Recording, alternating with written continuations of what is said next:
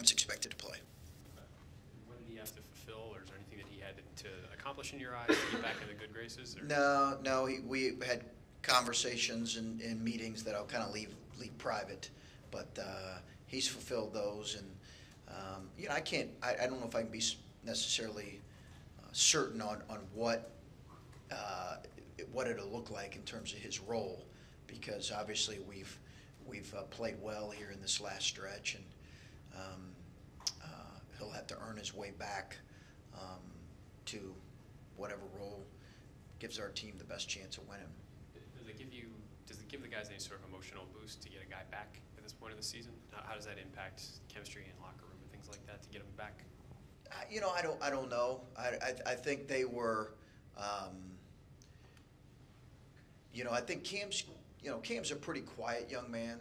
I think we're all glad to have Cam back, but he's a pretty quiet young man. I think if you had a guy like Jay Sean, who was, you're in so many ways so important to you, and he was out for an injury or whatever. I think that emotional boost is probably what you see here.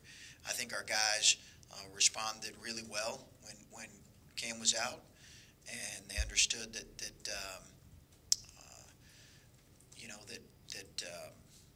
there was discipline action that needed to take place, and I think they'll respond in a similar way. So. You mentioned the stretch of games is kind of tough. The last 4 on the road. How important was it to play that Purdue game in a hostile environment and kind of experience that first kind of a hostile environment going into this stretch? I think it helps. I think in many ways we have more matchup issues with Penn State than anybody in the league. So, every team's kind of different. Obviously, we've also got Michigan this week, so I don't feel free to ask me about them as well. The Purdue game, it was great to play in that environment, to be able to win that. I think as much as anything, you're excited about winning the ones that you have a chance to get there late. So to kind of sneak that one out when it didn't look real good was encouraging. But guys, I don't think you can ever take, hey, we responded well to adversity in this game, so we're guaranteed we're going to do it the next time we get that, because that's not the case. We're going to have to go out and prove it again, 3 more times if we can. In 3, I think, very different environments, but 3 hostile environments, 3 road teams that all are in the upper half of our league, and a Rutgers team that I think somebody told me just got a great win last night. I was recruiting, but it sounds like they got a great win last night. You mentioned after the Northwestern game that you thought it was kind of ridiculous that Keita hadn't been mentioned for some postseason watch lists. He's been named the Naismith one and a couple other ones since you said that. Just how important do you feel it is? Obviously, I know it's team-first mentality, but how important is it to sometimes campaign for your players, especially with the kind of year that Keita's having? Well, if that's all it takes, I'll complain a lot more. As a matter of fact, I've got a list here. Let me pull out here. Obviously, that was all the work that he had put in throughout the year. But I did not think that was right or correct. It's hard to say fair, but he's so well deserved of all of those kind of awards that now have basically said, okay, we've watched what you've done for the bulk of the year, and you're hard to ignore. We're going to have to, and I'm not saying they're begrudgingly doing it, but he wasn't on a whole lot of that stuff early, and he's now proven it over and over and over again. And what he's proven is his value to our team on each possession. And I think, listen, it's a great lesson for young people, because not all of the guys that are on those lists come from winning teams, but a lot of them do. And a lot of them come from teams that might have been expected not to perform like they're performing, and people are saying, well, why are they performing like they're performing? Well, here you go. So winning does so much for young people, and it's been good to see as we've won here, guys like Keita and Jay Sean and a number of other guys, Caleb and other guys, get credit that we feel like they've earned. you saying that you're going to stick with the starting lineup with Andre in it? It's probably what we anticipate. I don't know that at this point I'm going to change the starting lineup. That could change today, but I don't anticipate. What do you weigh with that decision? Where is it Cam's scoring threat versus Andre's versatility, or what goes into your decision to do what you're going to do? Yeah, I think both guys have strengths that they bring, and the reality is it's hard to play 10 or 11 guys right now. Most teams are playing about 8 or 9 guys, and minutes get trimmed a little bit. So Cam returning will affect some other guys' minutes potentially, but it could also affect his minutes, and he's going to have to understand that, and I think it could be something where it's pretty fluid on a game-to-game basis. But we have 1-3 here in his absence, and I just think right now it's not my intent to change the lineup.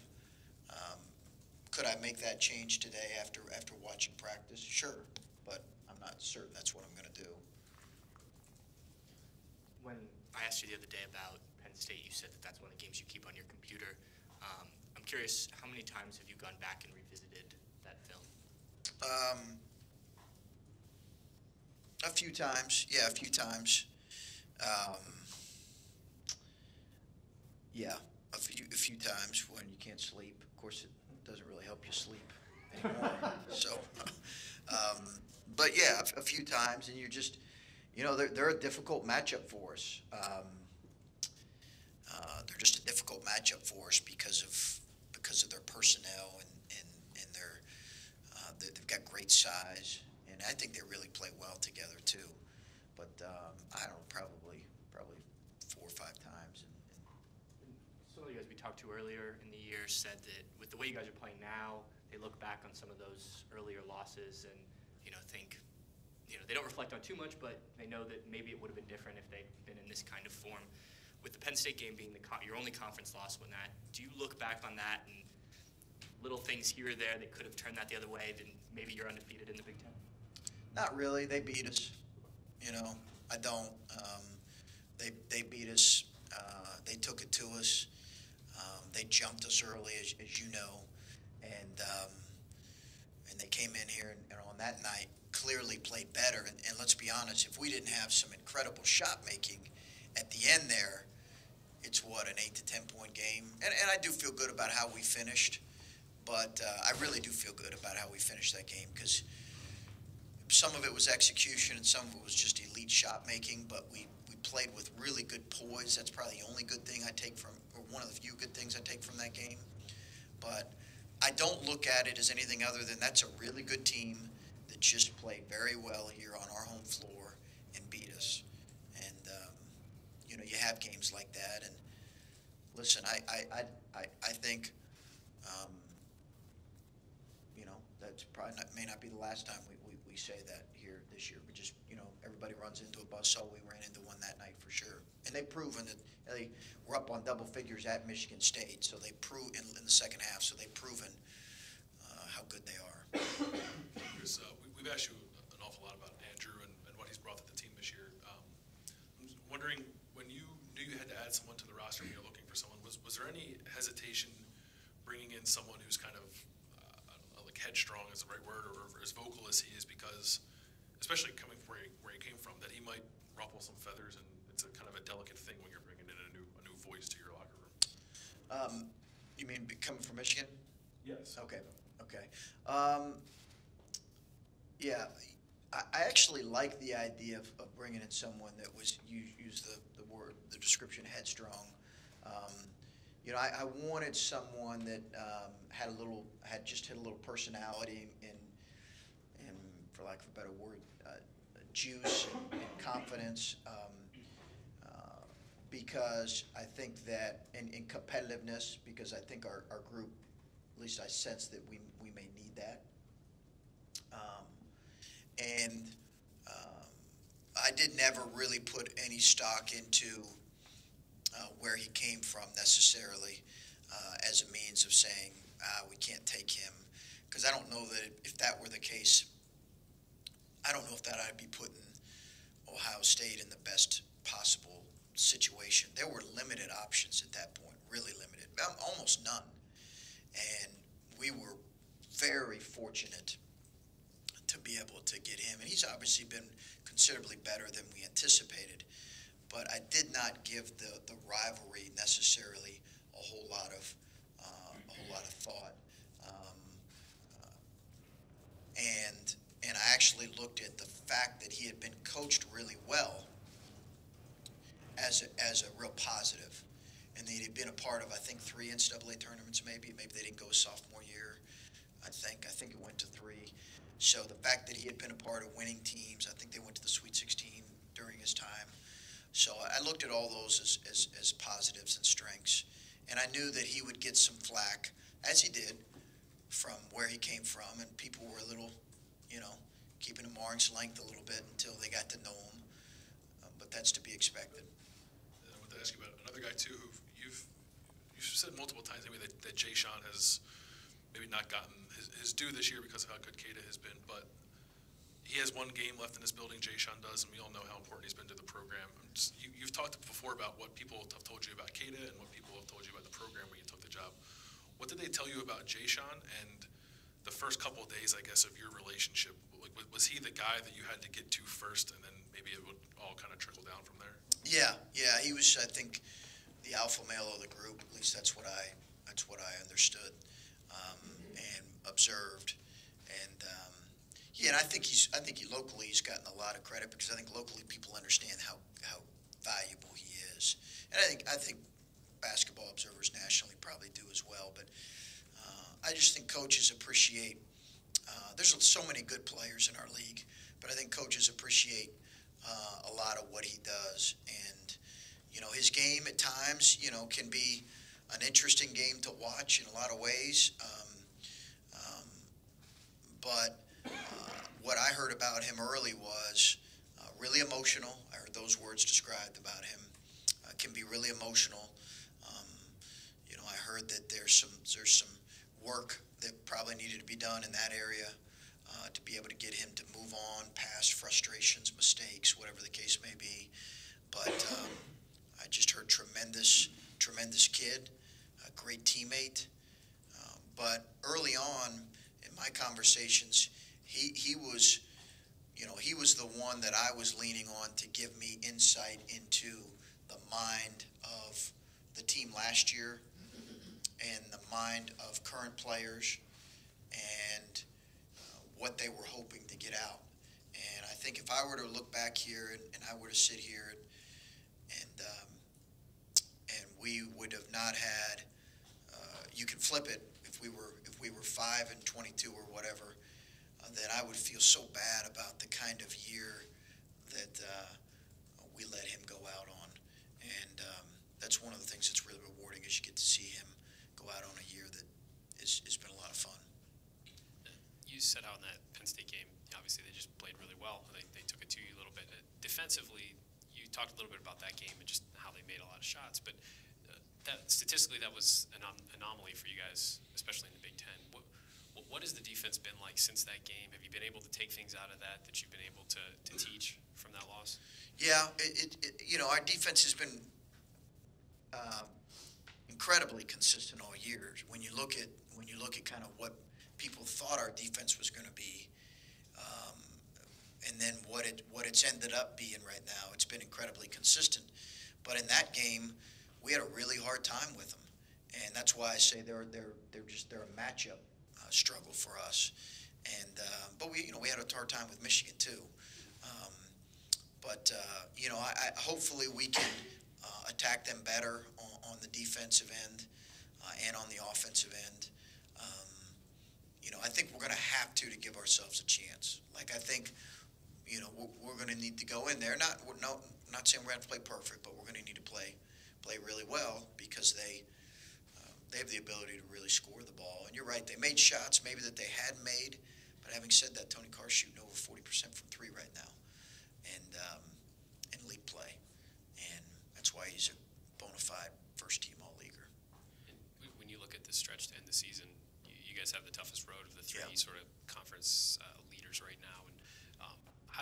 approach now these next couple of days where you've two road games in 4 days, and then you come home on a 1-day turnaround and have senior night. Like, there's a lot, like, not just at stake, but also I would think emotionally right now for this team. How do you sort of approach these next couple of days? Yeah, I try to stay in the moment as much as possible. I think you understand as a coach that it's not always, it's probably not always going to go perfect. This has been such a fantastic year in a lot of ways, and we haven't experienced a lot of hardship, and we may get it knocked around here a little bit. So I think it's important for your guys to understand that, and be able to, whether it's in the course of the game or from game to game, be ready to move on and prepare for what's coming next.